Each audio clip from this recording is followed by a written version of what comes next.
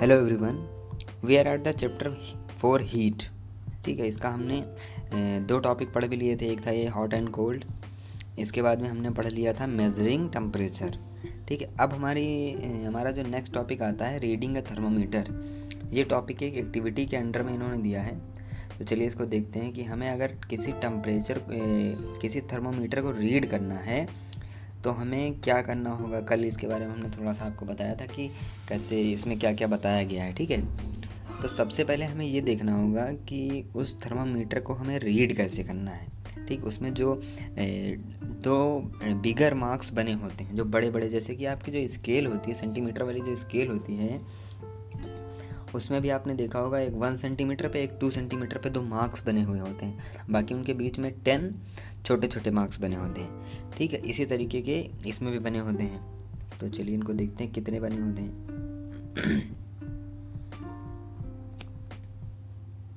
जो इसमें दो बड़े वाले जो मार्क्स होंगे, जो बिगर मार्क्स होते हैं, वो और उनके बीच में 5 और मार्क्स होते हैं। ठीक है, ये देखिए यहाँ पे इन्होंने दिया है बिटवीन दीज मार्क्स। यहाँ पे देखिए, suppose the bigger marks read 1 degree and there are 5 divisions between them. तो जो बड़े वाले मार्क्स होंगे वो 1 डिग्री माप रहे होंगे, उनके बीच में 5 और होंगे छोटे छोटे। जैसे आपकी जो स्केल होती है सेंटीमीटर वाली, जिससे आप मैथमेटिक्स में लाइन वगैरह खींचते हैं, तो उसमें आपके होते हैं 10। ठीक है, तो जैसे उसमें है 10, इसी तरह इसमें है 5। तो इन 5 को देखिए, अगर 5 है तो फिर वो एक कितने को मेज़र कर रहा होगा। जब टोटल 1 है और उसमें से 5 हैं, टोटल 5 है उसमें 1 है, तो उसको 1 को 5 से डिवाइड करेंगे, एक माप रहा होगा 0.2 डिग्री सेल्सियस। ठीक है, अब ये आपको बताएंगे कि थर्मोमीटर को कैसे हम लोग यूज करते हैं। सबसे पहले वॉश द थर्मामीटर, उसको धुलेंगे।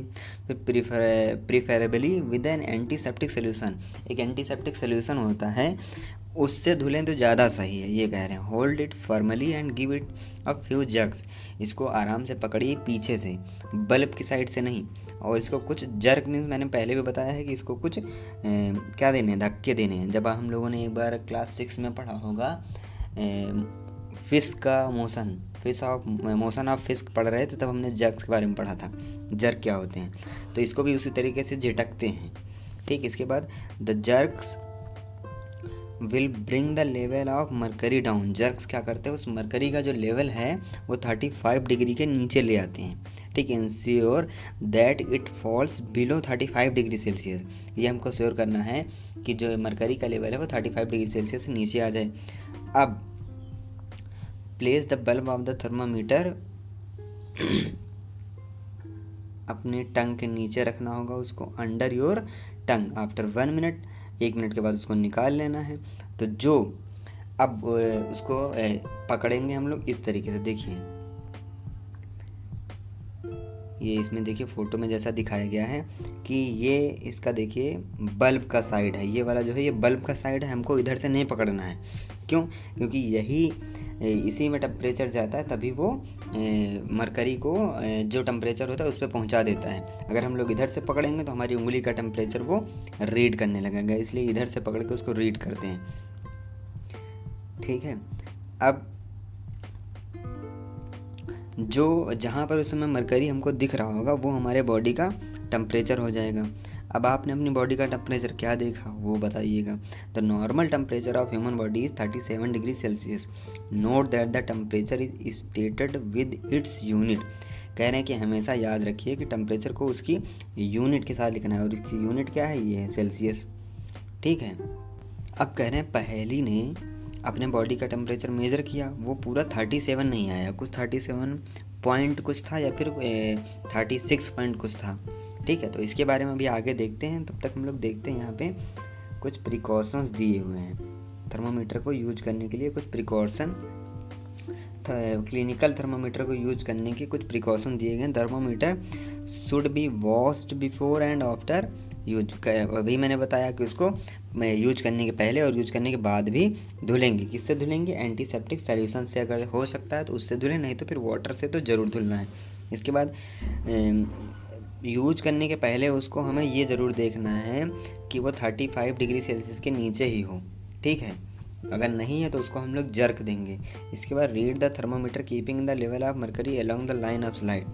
कह रहे हैं कि उसको जब हम देखेंगे कि कितने लेवल पर है तो फिर उसको हम अपनी आँखों के बराबर पे रखेंगे, ये नहीं ऊपर नीचे को नहीं पकड़ेंगे। समझ रहे हैं ना कि आप क्या कहना चाह रहे हैं। देखिए इस लड़की ने इस थर्मोमीटर को अपनी आँखों के आमने सामने पकड़ा है, इधर इस साइड को ऐसे। हमें थर्मोमीटर को इस साइड में ऐसे पकड़ के नहीं देखना है या फिर ऐसे पकड़ के नहीं देखना है, ठीक है, ये बताया गया है। इसके बाद में handle the thermometer with care, आराम से पकड़ना है। शीशे का बना होता है, अगर कहीं पे टकरा जाएगा तो टूट जाएगा, ठीक है। और एक और चीज़ ये इन्होंने बताया कि बल्ब के साइड से उसको नहीं पकड़ना है, क्यों? क्योंकि बल्ब जो है वो फिर हमारी उंगली की रीडिंग ले लेगा, उसका टेम्परेचर बता देगा। ये हो गया हमारा। अब यहाँ पर इन्होंने बताया जो अभी मैंने कहा था कि 36.9 या 8 किसी का होगा, किसी का 37 पॉइंट कुछ होगा। तो उसके लिए क्या है, इन्होंने कहा है आप अपने क्लास के 10 बच्चों का टेम्परेचर लीजिए और उनको अलग अलग नेम, यहाँ पे एक टेबल बनी है उसमें टेम्परेचर लिखिए, ठीक। तो हमने देखा कि सभी का जो टेम्परेचर है वो कुछ कम कुछ ज़्यादा हुआ है। ये देखिए यहाँ पे इन्होंने दिया है it could be slightly higher और स्लाइटली लोअर, थोड़ा सा ज़्यादा है फिर थोड़ा सा कम होगा।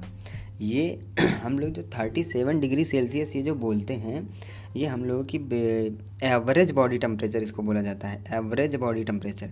ये फिक्स नहीं है, क्योंकि उस समय हमारी बॉडी इनर वर्क न जाने कौन सा वर्क कर रही हो, कैसे क्या है, तो उसका कभी कभी टेम्परेचर कम होता है, कभी ज़्यादा, ठीक है, वो चेंज होता रहता है। लेकिन जो एक एवरेज माना गया है वो 37 माना गया है। इसीलिए जो क्लिनिकल थर्मोमीटर है उनको डिज़ाइन किया गया है 35 से 42 के बीच में। इससे कम ज़्यादा हमारे बॉडी का टेम्परेचर नहीं हो सकता है।